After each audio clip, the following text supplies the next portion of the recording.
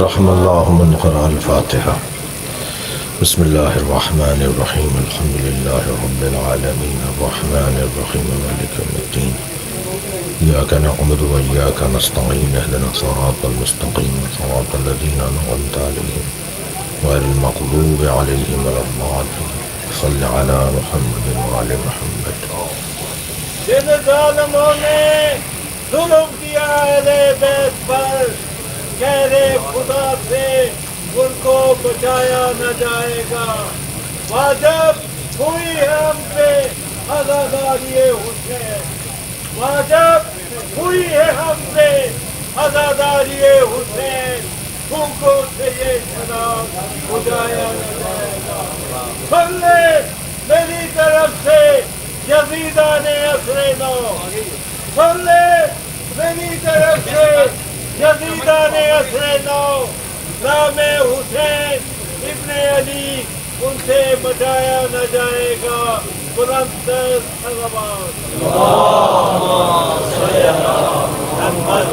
اعوذ باللہ من الشیطان الرجیم بسم اللہ الرحمن الرحیم الحمد للہ الذی لا یبلغ مدحتہ القائلون ولا يحصي نعماءه العادون ولا يعدي حقه المجتهدون الذي ليس لصفته حد محدود ولا نعت موجود ولا وقت معدود ولا أجل ممدود فطر الخلائق بقدرته ونشر الرياح برحمته الصلاة والسلام على الرسول المسدد المصطفى العمجد المحمود الأحمد سيدنا ومولانا ومولى الكونين جد الحسن والحسين عاني والقاسم محمد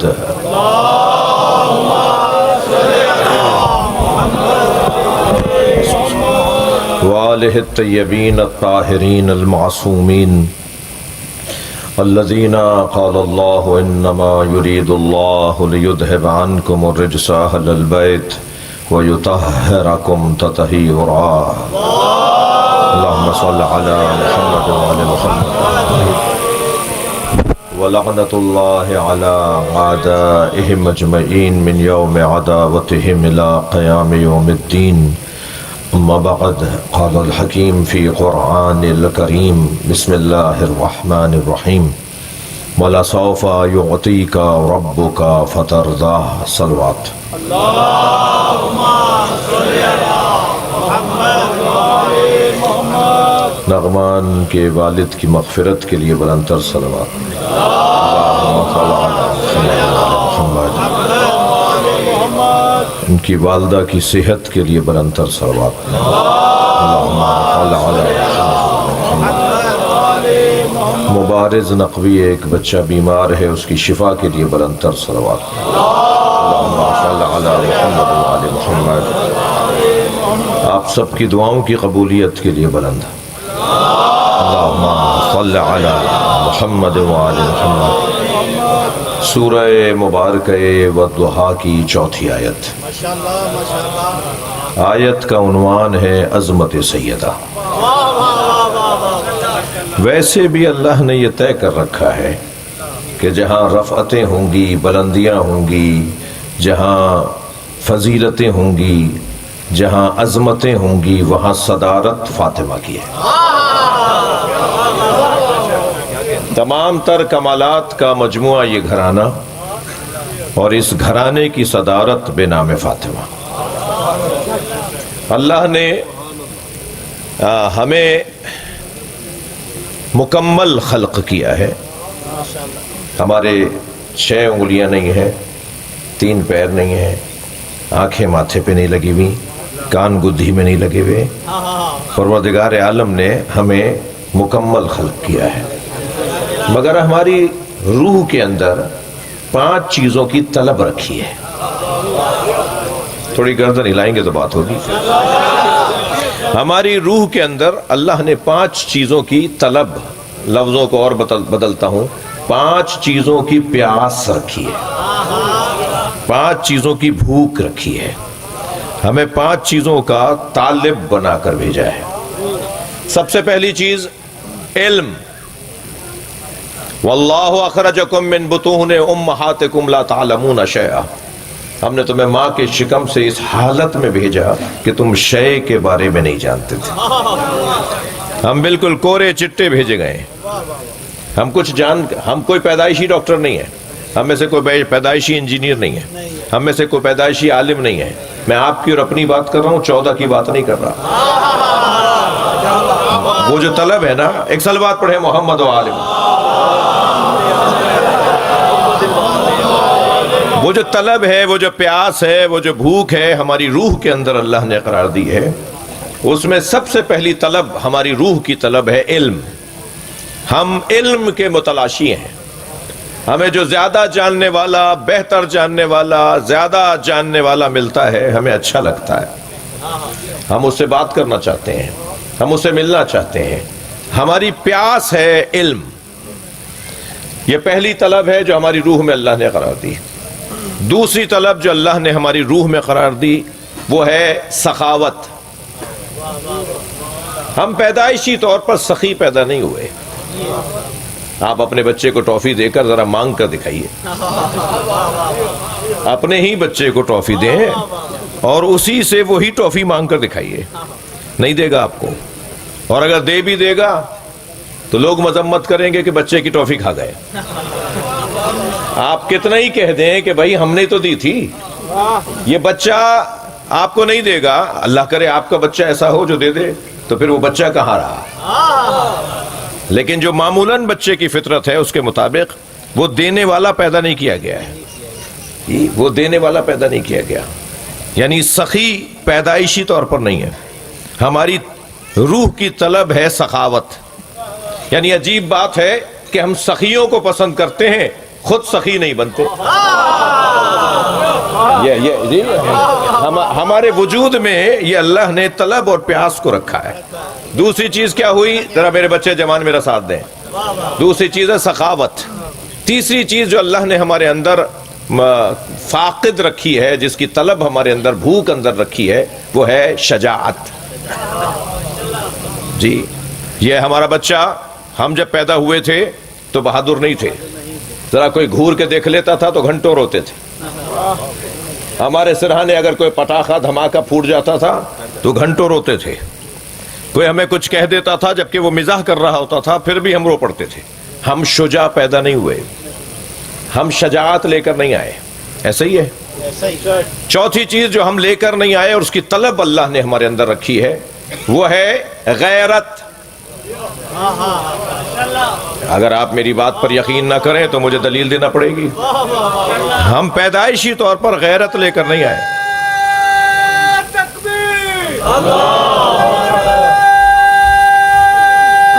ماشاء اللہ.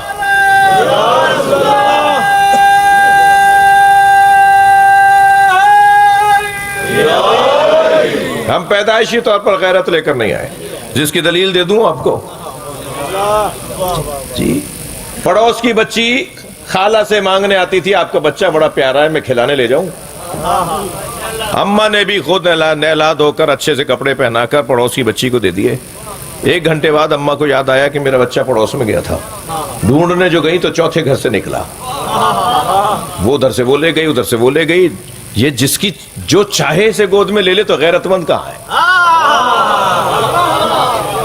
توجہ کر رہے ہیں آپ؟ تھوڑا گردن ہلا دو بھائی. مجھے اندازہ ہے بہت دیر سے بیٹھے ہیں آپ, مجھے آپ کا احساس ہے آپ بہت دیر سے عبادت میں. مگر تھوڑی گردن, اگر بولے نہیں تو گردن ضرور ہلائیں. کیونکہ میں ایک جگہ مجلس پڑھنے گیا, ایک صاحب بڑے غور سے مجھے دیکھ رہے تھے. نقوی صاحب, میں نے کہا صاحب ان سے زیادہ تو کوئی سمجھدار ہی نہیں ہے. برابر والے کی کوہنی لگی تو گر پڑے. میں نے بعد میں پوچھا جی ماجرا کیا ہے, کہنے لگے آنکھیں کھول کے سو جاتے ہیں. تو خدا کے لیے گردن ہلائیے گا. صلوات پڑھیں ذرا نبی کے ذات. یہ جو تیسرے چوتھے گھر سے جو چاہے گود میں لے لے, ناراض تو نہیں ہو رہے نا؟ تو ایک جملہ کہہ دوں, اگر بچہ کسی کی بھی چاہے گود میں چلا جائے, کوئی بھی کسی بچے کو لے لے, تو وہ بچہ غیرت مند نہیں ہے. اگر پورا ملک کسی اور کی گود میں پل رہا ہو تو غیرت کہاں ہے بھائی؟ صلوات پڑھ لیں محمد و آل محمد.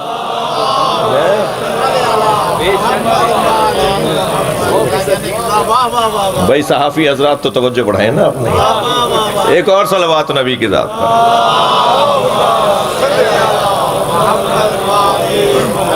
تو غیرت کی طلب ہے ہمارے اندر, غیرت کی پیاس ہے ہمارے اندر, ہم غیرت کو پسند کرتے ہیں. پانچویں چیز جو ہم لے کر نہیں آئے بتا دوں, وہ ہے عزت. اماں نے جیسا ڈالا ایسے ہی پڑے رہے جی, گیلے میں تھے تو گیلے میں رہے, ان کی مہربانی تھی جو سوکھے میں لٹا دیا جی.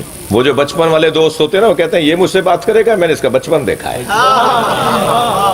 کہاں عزت رہی بھائی, ہم عزت لے کر کب آئے؟ اب یہ 5 چیزیں ہیں جس کی طلب ہماری روح کے اندر اللہ نے قرار دی. جو طلب رکھتا ہے نا وہی رسد بھی عطا کرتا ہے. تھوڑی گردن ہلائیں بھائی اللہ کے واسطے, مجھے محسوس ہو کہ مجلس ایسی ہی ہو رہی ہے جیسے رات 9 بجے ہونی چاہیے تھی. جب اللہ نے ہمارے اندر طلب رکھی ہے تو رسد بھی وہی رکھے گا. پیاس, یہ جو پانی والی پیاس, یہ اللہ نے جذبہ رکھا ہے نا, تو پانی بھی وہی خلق کرے گا. یہ جو کھانے والی بھوک ہے یعنی رزق, یہ اللہ نے بھوک رکھی ہے نا, تو رزق بھی وہی ہمارے لیے قرار دے گا. ایسے ہی ہے, تھوڑا سا اور آگے بڑھیں. یہ جو 5 چیزیں ہم اللہ کے ہاں سے لے کر آئے ہیں اور اس کی طلب ہمارے وجود میں ہے, تو جب اللہ نے اس کی طلب رکھی ہے تو اللہ ہی انتظام بھی کرے گا. ان 5 چیزوں کے انتظام کو اہل بیت کہتے ہیں.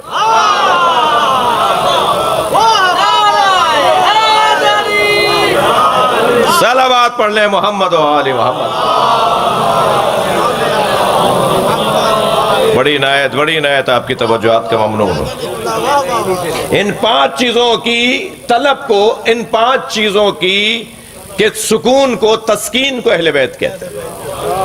ہم سب دنیا میں لا تعلمون شیئا, قرآن نے کہا ہے بھائی, قرآن سے ہٹ کے تو بات نہیں ہوگی نا. ہم سب دنیا میں لا تعلمون شیئا کی کیفیت میں آئے ہیں. جب ہم دنیا میں علم لے کر نہیں آئے, ذرہ برابر نہیں جانتے تھے, تو کوئی ہونا چاہیے جو وہاں سے پڑھ کر آیا ہو, جو وہاں سے پڑھ کر آیا ہو. اگر وہ بھی ایسا ہی ہو کہ وہ جیسے ہم, تو پھر ہمارے لیے نمونہ عمل کیوں, ہمارے لیے رہنما کیوں, ہمارے لیے پیشوا کیوں؟ اب جسے ہم اپنا بڑا مانیں گے یعنی یہ گھرانہ, یہ وہاں سے پڑھ کر آئے گا. ممکن ہے کسی خشک آدمی کو میری بات سمجھ میں نہ آئے. بھائی میں آپ کے توسط سے کسی کو کہہ رہا ہوں, آپ اپنے اوپر لیجیے, آپ تو ہیں ہی نہیں نا, آپ تو بیٹھے ہیں نا. تو یہ کیونکہ ویڈیو بن رہی ہے اور مخبرین ماشاءاللہ کافی ہیں.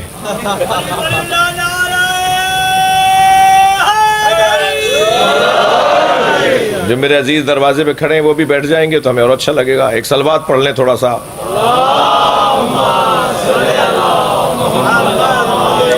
اس سے بلند صلوات پڑھ لیں.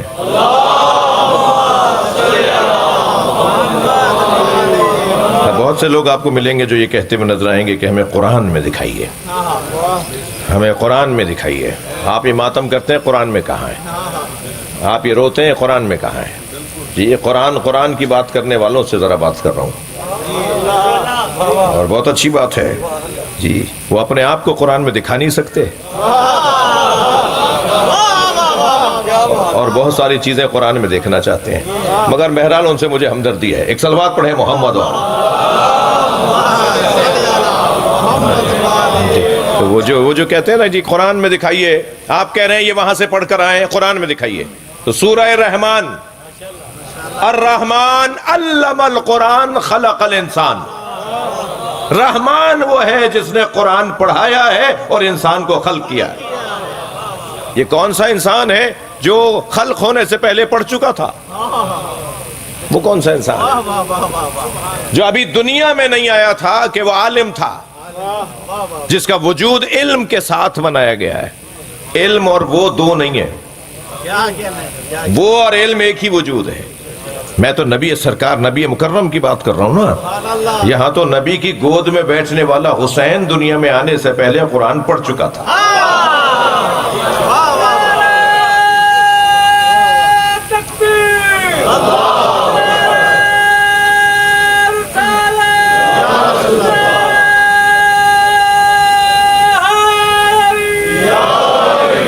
قرآن پڑھ کر آئے ہیں. امام حسن سے نہ جانے محمد حنفیہ نے کیا کہا, بھائی نے بھائی سے نہ جانے امام حسین کے لیے کیا کہا, کہ حضرت امام حسن نے محمد حنفیہ کو جواب دیا, اور جواب یہ دیا ان اخی الحسین قد علمنا علما. امام حسن امام حسین کے فضائل پڑھ رہے ہیں, امام حسن مجتبی امام حسین علیہ السلام کے فضائل پڑھ رہے ہیں. جان لو میرے بھائی, میرا بھائی ہمارا بھائی حسین ہم سب سے بڑا عالم ہے. کہنے والا کون ہے؟ جو خود حسین کا بھی امام ہے. یعنی امام حسن مجتبی فرما رہے ہیں ان عاقل حسین قد علمنا علما, میرا بھائی حسین ہمارا بھائی حسین ہم سب سے بڑا عالم ہے. وَأَثْقَلُنَا حِلْمًا, اور میرا بھائی حسین حلم اور بردباری میں ہم سب سے زیادہ ثقیل ہے, سب سے زیادہ سنگین ہے. ہمارا بھائی سب سے زیادہ حلیم اور بردبار ہے. وَأَقْرَبُنَا مِن رَسُولِ اللَّهِ رَحِمًا, امام حسن فرما رہے ہیں میرا بھائی حسین رسول اللہ کی نسبت ہم سب سے زیادہ قربت رکھتا ہے. ہمیں اگر نبی سے کچھ کہنا ہوتا ہے تو ہم حسین سے کہتے ہیں. یہ تیسرا جملہ, اور جس دو جملوں کی خاطر میں نے آپ کو 3 فضائل اور مولا کے سنائے. امام حسن فرماتے ہیں کانا یقرأ الوحی, تھکے ہوئے تو نہیں نا, سننا چاہ رہے ہیں یا نہیں؟ امام فرما رہے کانا یقرأ الوحی قبل ان ینطق, حسین نے قرآن نازل ہونے سے پہلے قرآن پڑھ لیا تھا.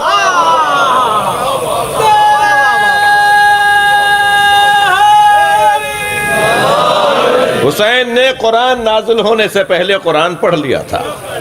کانا فقیہا قبل ان یخلق, حسین دنیا میں آنے سے پہلے فقیہ تھے. جی ابن علی علیہ السلام صلوات, توجہ کر لیا آپ نے. یہ گھرانہ, یہ خانوادہ, یہ وہاں سے علم لے کر آتا ہے, یہ وہاں سے پڑھ کر آتے ہیں. تو جو وہاں سے پڑھ کر آتا ہے وہی ان پڑھوں کو تسکین دے گا. تو دوسرا عنوان ہے سخاوت. ایک بچہ کہنے لگا مولانا سخاوت کسے کہتے ہیں؟ تو بڑی مشکل ہے ہمارے ماحول کے اندر کہ جس سے پوچھا جا رہا ہوتا ہے اس کے بولنے سے پہلے ہی کوئی اور جواب عنایت فرما دیتا ہے. تو اب یہ پوچھ رہا تھا کہ مولانا سخاوت کسے کہتے ہیں, تو برابر میں ایک صاحب کھڑے تھے کہ سخاوت بیٹا پیسہ خرچ کرنے کو کہتے ہیں. تو وہ جو آدھا عالم ہوتا ہے نا, وہ کہیں نہ کہیں بندگلی میں آ جاتا ہے. تو جیسے اس نے کہا نا کہ سخاوت پیسے کو خرچ کرنے کو کہتے ہیں, تو بچے نے فوراً سوال کر لیا پیسہ ہی نہ ہو تو پھر ہم سخی بھی نہیں ہیں. تو میں نے فوراً کہا کہ انہوں نے جلدی جواب دے دیا, بیٹا جواب سن لو مجھ سے, سخاوت کا کوئی تعلق پیسے سے نہیں ہے. پیسہ ہوتا تو دیتے نہیں, تم دینے والے ہوتے تو پیسہ ہوتا.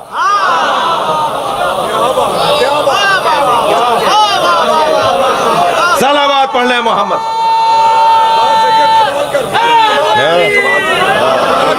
تم پیسے تم دینے والے بنو تو تمہیں اللہ پیسہ عطا کرے. سخاوت کا کوئی تعلق پیسے سے نہیں ہے. وہ جو 10 لاکھ روپے کی سیلری لیتا ہے اس سے 100 روپے بھی نہ نکلے, اور جو 100 روپے بچا کر آتا ہے وہ 10 روپے دے دے, بتائیے سخی کون ہے؟ سخاوت کا تعلق پیسے کی مقدار سے نہیں ہے, کیفیت قلبی ہے. یہ جو قلب کی, دل کی کیفیت ہے نا پیسے سے وابستگی میں, اس کو کہتے ہیں سخاوت. اب ہم پیاسے ہیں سخاوت کے, ہم سخیوں کو پسند کرتے ہیں, ایسا ہے یا نہیں؟ جو سخی ہوتا ہے ہمیں اچھا لگتا ہے, جو دینے والا ہوتا ہے ہمیں اچھا لگتا ہے, جو دریا دل ہوتا ہے ہمیں اچھا لگتا ہے. تو جب ہمارے اندر سخاوت کی طلب ہے تو اب ہمارا مرشد وہ ہوگا کہ جس کے دروازے پر وَيُطْعِمُونَ الطَّعَامَ عَلَى حُبِّهِ مِسْكِينًا وَيَتِيمًا وَأَسِيرًا, جس کے دروازے پر مسکین آئے گا, مساکین نہیں. جس کے دروازے پر یتیم آئے گا, یتامہ نہیں. جس کے دروازے پر اسیر آئے گا, اسرا نہیں. آنے والا ایک ہوگا, روٹیاں 5 ملیں گی. اللہم صل علی, غور کر لیا جی. مانگنے والا ایک تھا, مولا علی کی بارگاہ میں ہاتھ جوڑ کر کہو مولا, قرآن تو سورہ مبارکہ الفجر کے اندر, سورہ مبارکہ الدہر کے اندر, سورہ مبارکہ الانسان کے اندر قرآن تو یہ کہہ رہا ہے کہ مانگنے والا مسکین تھا، ایک تھا نا، یہ 5 روٹیاں نہیں، 1 روٹی دے دی ہوتی وہ بھی لے چلا جاتا، وہ بھی لے جاتا، آپ بھی افطار کر لیتے۔ آنے والا مسکین تھا، آنے والا یتیم تھا، 1 روٹی سے اس کا بھی بھلا ہو جاتا، آپ بھی افطار کر لیتے۔ عجب نہیں، مولا علی کا جواب آئے، مانگنے والے نے کب کہا تھا کہ علی کی روٹی چاہیے؟ جتنے رہتے ہیں سب دیں گے۔ ادیب حضرات بھی تشریف فرمائے، شعر کا ذوق اور شوق رکھنے والے بھی بیٹھے ہیں، شعر پڑھنے والے بھی بیٹھے ہوئے ہیں۔ شعر کی یعنی شاعر کی ایک کیفیت ہے جسے کہتے ہیں آمد، اور ایک کیفیت ہے آورد۔ قلم اٹھائے بغیر پورا کلام کہہ ڈالا، یہ آمد ہوئی ہے، اور ایک مصرے میں ایک ہفتے تک الجھے رہے اور پھر مصرع کہا، یہ ہے آورد۔ جو عطائی کیفیت میں ہو اسے آمد کہتے ہیں، جو ساخت و ساز کا حصہ ہو اسے آورد کہتے ہیں۔ جیسے شاعر پر ایک کیفیت ہوتی ہے نا شعر کہنے کی، جسے آمد کہتے ہیں، اہل بیت پہ سخاوت کی یہی کیفیت ہے۔ اللہ اکبر۔ تھوڑا سا گردن ہلائیں تو مجھے پڑھنے میں مزہ آئے گا۔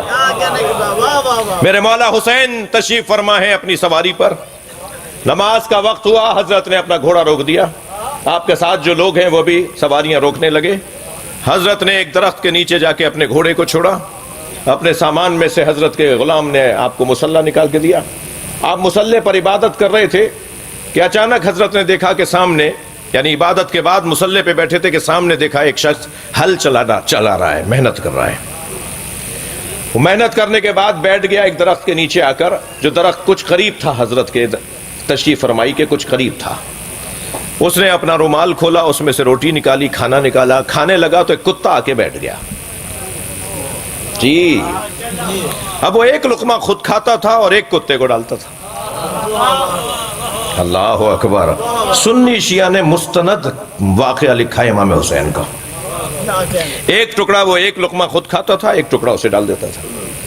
تو جب اس نے کھانا کھا لیا اور اس کتے کو بھی کھلا دیا تو حضرت نے اسے آواز دے کر کہا، اے بندہ خدا، میں علی کا بیٹا تجھ سے بات کرنا چاہتا ہے۔ وہ ایک مرتبہ بھاگتا دوڑتا گرتا بڑھتا آگے آیا اور مولا سے آ کے سلام کیا۔ حضرت نے فرمایا کہ تو کھانا کھا رہا تھا، ساتھ میں اس جانور کو بھی کھلا رہا تھا، آخر ایسا کیوں تھا؟ تو کہنے لگا، مولا مجھے شرم آ رہی تھی کہ کوئی مجھے دیکھے اور میں اسے کھلاؤں نہیں۔ حضرت نے فرمایا، تو غلام ہے یا آزاد؟ کہنے لگا، میں غلام ہوں۔ حضرت نے فرمایا، تیری ادا تو آزادوں والی ہے، تو جیسا آدمی غلام کیسے رہ سکتا ہے؟ بتا تیرا مالک کون ہے؟ بھائی تھک کے نہیں سنے؟ حضرت نے فرمایا، بتا تیرا مالک کون ہے؟ اس نے بتایا، فلاں قبیلے کا سردار میرا مالک ہے۔ حضرت نے فوراً اپنے غلام سے کہا، اسے خبر کرو حسین ملنا چاہتے ہیں۔ اسے خبر ہوئی، وہ بہت جلدی پہنچا۔ مولا آپ نے مجھے یاد کیا۔ حضرت نے فرمایا، اس کی قیمت کتنی ہے؟ میں دینے کو تیار ہوں۔ ایسے لوگوں کو میں غلام نہیں دیکھنا چاہتا۔ حضرت نے اس کی قیمت ادا کی۔ اب بھائی بات پوری سنیے گا۔ حضرت نے اس غلام کی قیمت ادا کی، اسے آزاد کیا۔ پھر اس مالک سے پوچھا، تیری زمین کی قیمت کتنی ہے؟ اس نے درہموں میں دیناروں میں بڑی رقم بتائی۔ حضرت نے فوراً اپنے غلام سے کہا، میرے سامان میں سے رقم نکالو۔ اس نے کہا، ہمارے مولا آپ کے سامان میں اتنی رقم نہیں ہے۔ حضرت نے فرمایا، میں نے ارادہ کر لیا ہے۔ سبحان اللہ۔ غلام نے جا کر سامان میں سے رقم دیکھی تو جتنی مانگی تھی امام نے اتنی ہی وہ رقم موجود تھی۔ اس نے حضرت کو وہ رقم دی۔ حضرت نے اس زمین کے مالک کو وہ رقم دی، اسے حوالہ لکھوایا۔ جب وہ لکھنے لگا نا کہ مولا کس کے نام زمین لکھوں، حضرت نے فرمایا، اس غلام کے نام جسے میں نے آزاد کر دیا۔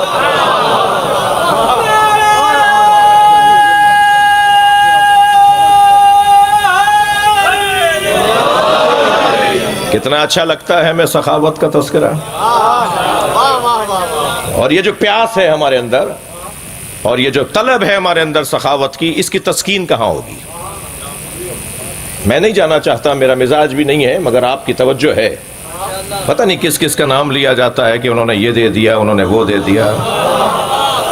اپنی چیز دینے کا ہنر ہے، صلوات پڑھ لیں ذرا محمد و آل محمد،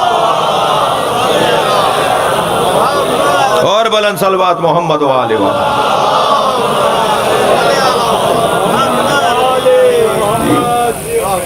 بات روشن ہے؟ تیسری کیفیت ہے شجاعت۔ ایسا ہی ہے، شجاعت کی ہمیں طلب ہے۔ ہم بہادروں کو پسند کرتے ہیں، ہم شجاعوں کو پسند کرتے ہیں، دبنے اور ڈرنے والوں کو ہم اچھا نہیں سمجھتے، رعب اور جلال کے ساتھ رہنے والوں کو ہم پسند کرتے ہیں، ہمت اور حوصلے والوں کو ہم اچھا سمجھتے ہیں۔ ہماری طبیعت کے اندر ہے، ہم شجاعت پسند لوگ ہیں۔ شجاعت کہتے کسے ہیں؟ آستینوں کے لوٹ لینے کو شجاعت نہیں کہتے، بھوسے تیار کر لینے کو شجاعت نہیں کہتے، کسی کو مکہ مار دیا بڑے شجاع ہیں، ایسا نہیں ہے۔ توجہ چاہوں گا عزیزان گرامی، اگر شجاعت یعنی زور بازو کے ساتھ علم نہ ہو، جملے کو محسوس کیجئے گا، اگر زور بازو کے ساتھ علم نہ ہو تو وہ شجاعت نہیں ہے، دہشت گردی ہے۔ یہ دہشت گردی اور ہے، شجاعت اور ہے۔ شجاعت کسے کہتے ہیں؟ شجاعت کسے کہتے ہیں؟ مجھے استاد سبت جعفر کے دو مصرے یاد آ گئے۔ شہید استاد سبت جعفر نے شجاعت کی تعریف کی ہے، وہ کہتے ہیں کبھی رسی گلے میں ہے، کبھی خیبر ہے ہاتھوں پر۔ تھوڑی بات کریں میرے ساتھ بھائی، کبھی رسی گلے میں ہے، کبھی خیبر ہے ہاتھوں پر، جہاں جیسی ضرورت تھی وہاں ویسی شجاعت۔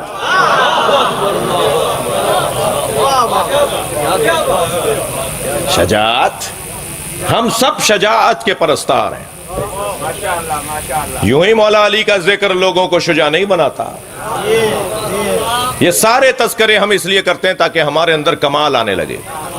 2 گھنٹے تک گلاب بیچنے والے کے دکے پہ بیٹھوں تو 4 گھنٹے تک میرے اندر سے گلاب کی خوشبو آتی ہے۔ جو حسین مولا کی شجاعت سن رہا ہو، جو علی کا سن رہا ہو، وہ بزدل کیسے رہے گا؟ وہ بزدل کیسے رہے گا؟ ہماری طلب ہے امام حسین کا تذکرہ، ہماری طلب ہے مولا علی کا تذکرہ، ہماری ضرورت ہے۔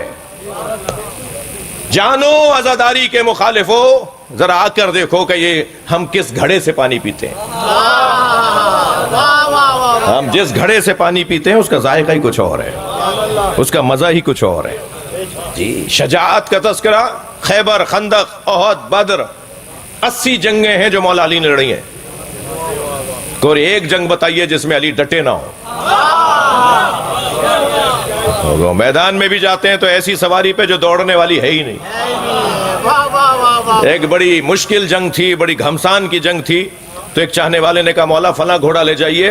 حضرت نے فرمایا کیوں؟ کہا مولا دوڑتا زیادہ اچھا ہے۔ حضرت نے فرمایا بھاگنے والا مجھے ویسے ہی اچھا نہیں لگتا۔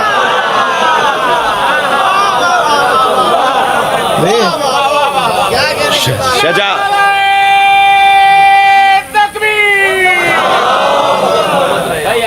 دونوں ہاتھ بلند کر کے نعروں کا جواب دیں۔ نعرہ تکبیر، ماشاءاللہ،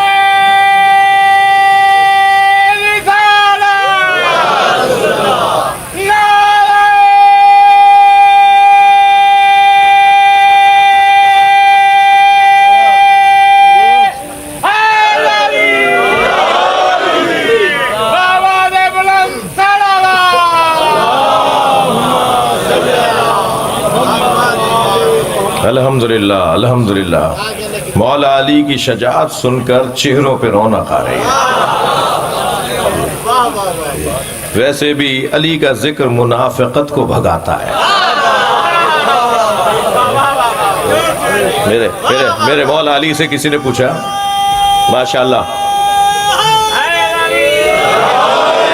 میرے مولا علی سے کسی نے پوچھا مولا جب آپ میدان میں جاتے ہیں تو اپنے دشمن میں پہلے کسے مارتے ہیں؟ سواروں کو پہلے مارتے ہیں، لوہا پہنے ہوئے کو پہلے مارتے ہیں، جنہوں نے تلوار بڑی لمبی لگائی ہوئی ہوتی ہے، جن کا قد بڑا لمبا ہوتا ہے، کسے پہلے مارتے ہیں؟ تو حضرت نے فرمایا میں سرداروں کو مارتا ہوں، مزدوروں کو نہیں مارتا، میں خون کم بہاتا ہوں۔ بڑے بڑے لوگوں کو مار دو، چھوٹے خود بھاگ جائیں گے. ایسا فارمولہ دیا علی نے. بعض لوگ چھوٹی چھوٹی چیزوں میں الجھے ہوئے ہوتے ہیں، وقت ضائع کر رہے ہوتے ہیں. چھوٹی چیزوں میں نہیں الجھو، بڑا بڑا کام کرو، چھوٹے خود حل ہو جائیں گے. یہ علی مولا کا دیا ہوا نسخہ ہے. دل کر رہا ہے میرا تھوڑا سا اور میدان میں رک جاؤں. یہ مولا علی جو تلوار چلاتے تھے نا، ذوالفقار، جی ذوالفقار، یہ جو آسمان سے لوہا نازل ہوا ہے جس میں منافع للناس، جس میں لوگوں کے لیے بڑے فائدے ہیں، وہ آسمان سے جو لوہا نازل ہوا ہے نا اسے ذوالفقار کہتے ہیں. ذوالفقار مولا علی کی، جب مولا کہتے تھے نا کہ لمبی ہو جائے تو لمبی ہو جاتی تھی، مولا فرماتے چھوٹی ہو جائے تو چھوٹی. اب بندہ ہی قریب کھڑا ہوا ہے تو لمبی کیوں چلے، یا بندہ دور ہے تو لمبی ہونا اس کو ضروری ہے. تو دونوں طرف اس کی کاٹ ہوتی تھی، اور چلتے چلتے مولا سے باتیں بھی کرتی تھی. اور مولا سے باتیں کرتی تھی، مولا اس کی نسل میں مومن آنے والا ہے.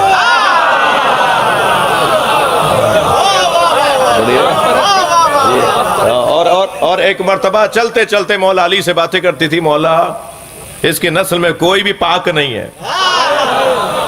اور جب مولا اسے لے جا کے گھر رکھ دیتے تھے تو جناب زہرا کو گزارش جنگ سناتی تھی. ہاں، جناب زہرا کو گزارش جنگ سناتی تھی، بتاتی تھی کہ آج علی نے کیسے کتنے مارے. ایک دن جناب زہرا نے ایک ایک بات بہت ہی جزوی ساری جنگ کے حوال کو بیان کیا. تو مولا علی نے فرمایا، فاطمہ سیدہ یہ باتیں آپ کو کس نے بتائیں؟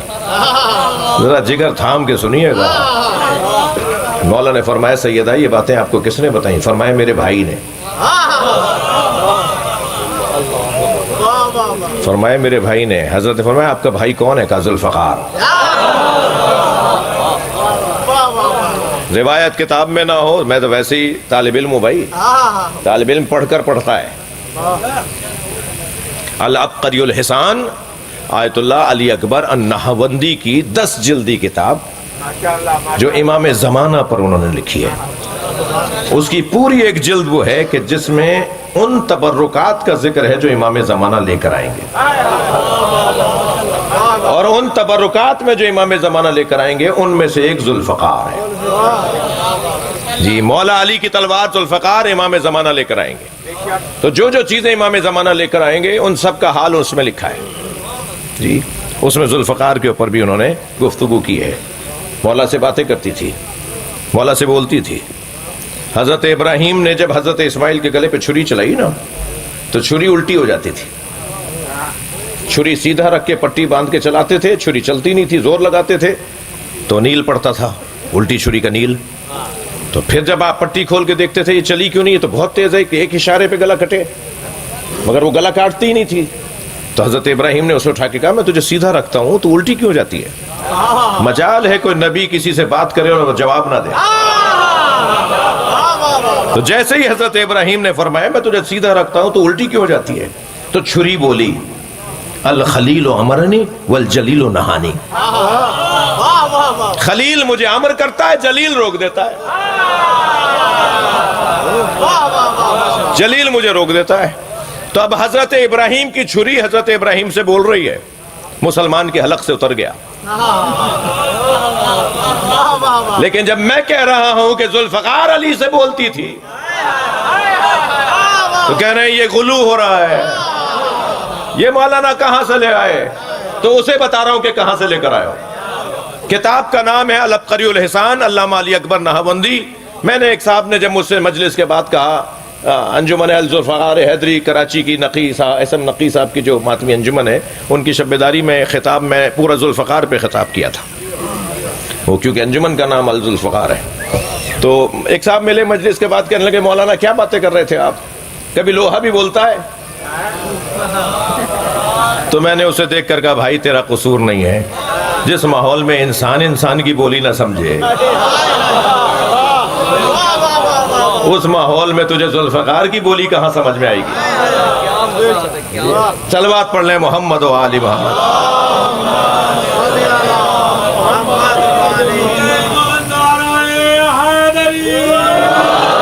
دولت کا पलट के उलट के उलट के नबूवत के जलवे इमामत में देखो। मैदाने जंग में हैदर कभी नहीं रुके बाद जहादे माले गनीमत के वास्ते। ऊंचा बोल के पंजा खोल के बोलो बोलो सकीला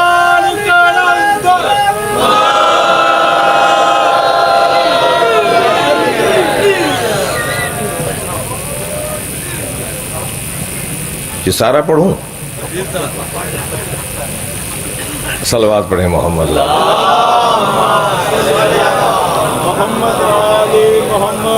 انہوں نے بہت ساری یادداشتیں لکھی ہوئی ہیں مگر شاید یہاں والا ہے میرا ایک لائن۔ عرض کرتا ہوں بات بیچ جی بیچ میں لاؤں گا بات کو۔ نہ بھرتی کا آدمی اچھا لگتا ہے۔ صلوات پڑھیں ذرا محمد، اس سے بلند صلوات محمد و آل۔ آپ اس سے بلند پڑھ سکتے ہیں۔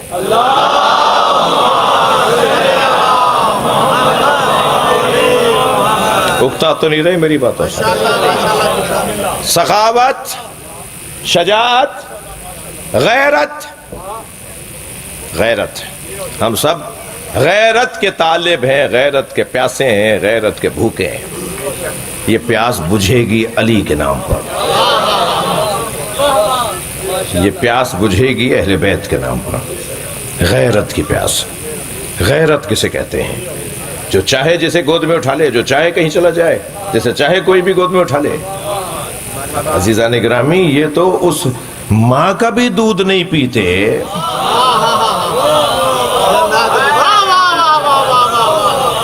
جس کے دودھ پینے سے غیرت پر سوال آ جائے۔ یہ غیرت مندوں کا گھرانہ۔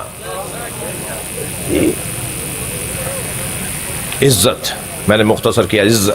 عزت کہتے کیسے ہیں؟ میرے بچوں جوانوں آپ سے بات کر رہا ہوں۔ عزت کسے کہتے ہیں؟ عزت کی تعریف میں ایک مختصر سی تعریف کرنا چاہوں گا۔ آپ کیل کو تصور میں لائیں، کیل، میخ، کیل۔ یہ جو کیل ہے نا، یہ 3 جگہ پر ٹھوکی جاتی ہے، ڈالی جاتی ہے، 3 جگہوں پر ڈالی جا سکتی ہے۔ اور جہاں ان تینوں جگہوں میں مقابلہ زیادہ کرتی ہے نا یہ کیل کا مقابلہ سامنے والا جتنی دیر تک کرتا رہتا ہے اتنی دیر تک وہ عزت مند ہے، اس لیے کہ وہ غیر کو جگہ بنانے میں دیر کر رہا ہے۔ غیر کو جگہ بنانے میں جو مقابلہ زیادہ سے زیادہ کرے اتنا ہی وہ عزت والا ہے۔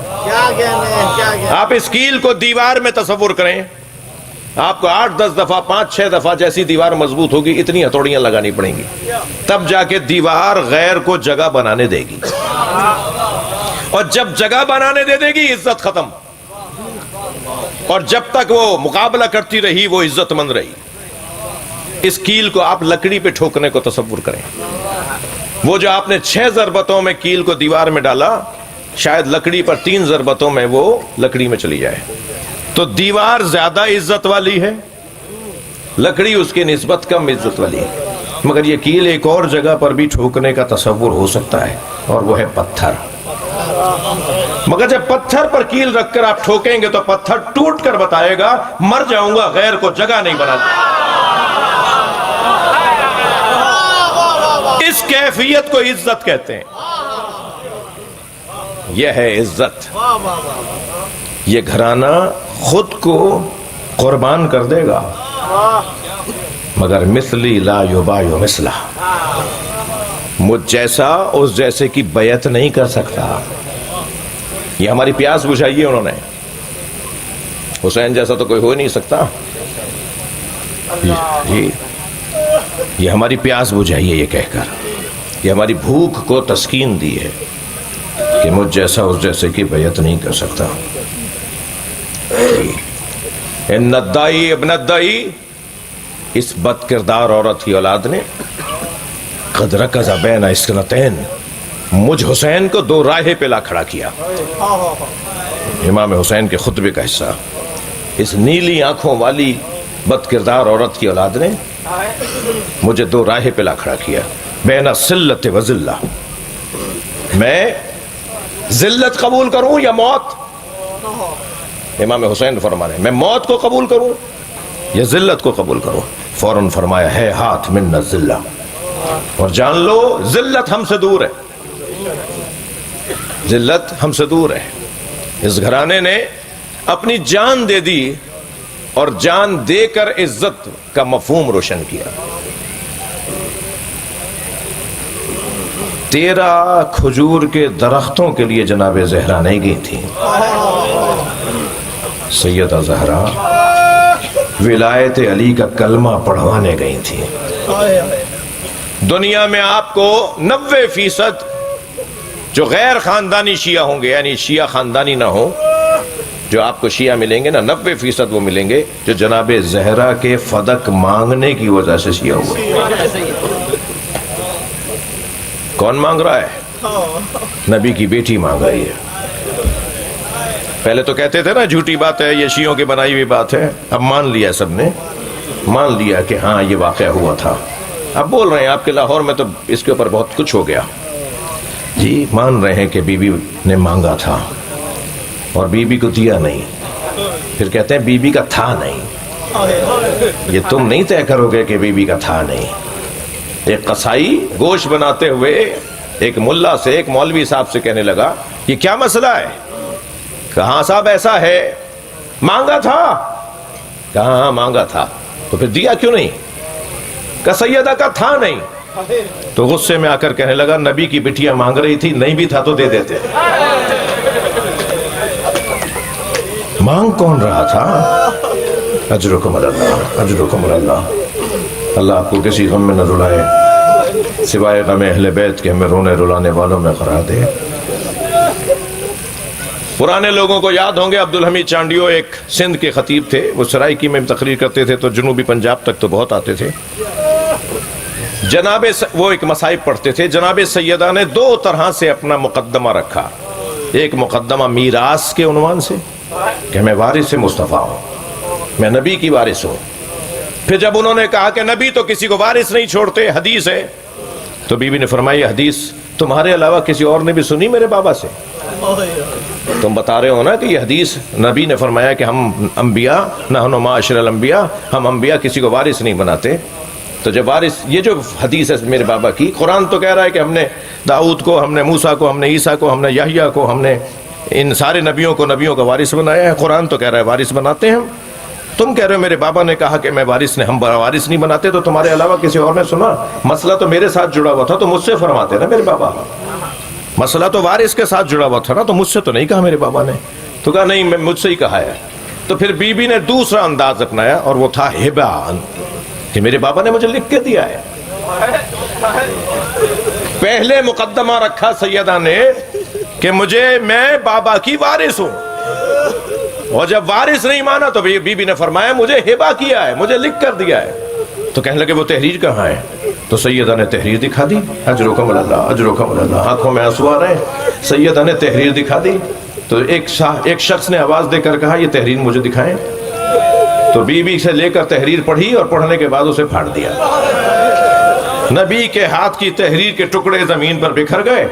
سیدہ جس کی پسلی ٹوٹ چکی تھی، سیدہ جو زخمی تھیں، وہ زمین پر بیٹھ گئی اور بابا کے ہاتھ کی لکھی ہوئی تحریر کے ٹکڑے اٹھانے لگی۔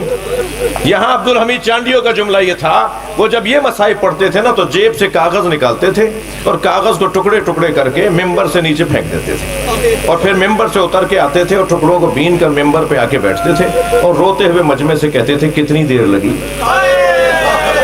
مجمع سے روتے ہوئے کہتے تھے بتاؤ کتنی دیر لگی؟ تو مجمع کہتا تھا کچھ دیر لگی ہے۔ تو کہتے تھے جسے تم کچھ دیر کہہ رہے ہو نا، فاطمہ بوڑھی ہو گئی۔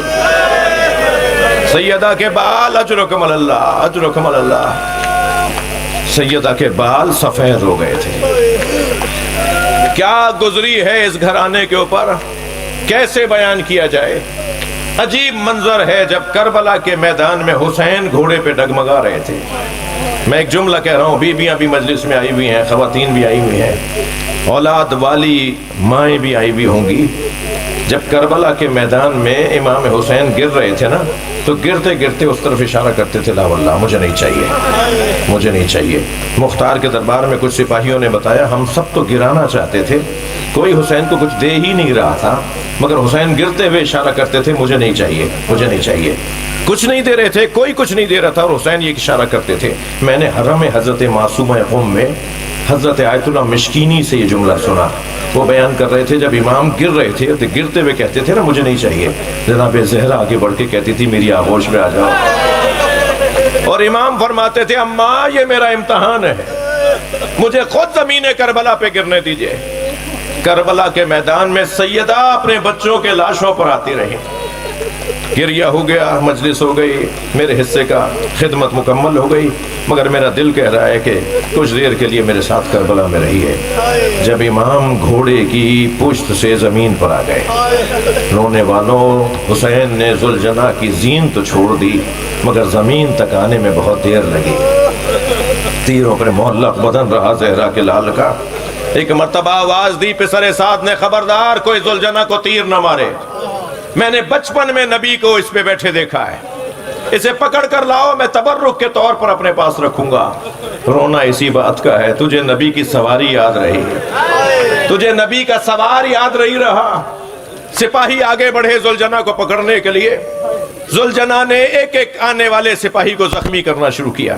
80 یزیدی لشکر کے سپاہیوں کو ذوالجناح نے زخمی کیا، بپھرا ہوا تھا، غصے میں تھا ذوالجناح۔ حسین مولا کو اپنی پشت سے اتار چکا تھا، آواز دی پسر سعد نے پیچھے ہٹ جاؤ، دیکھو یہ کرتا کیا ہے۔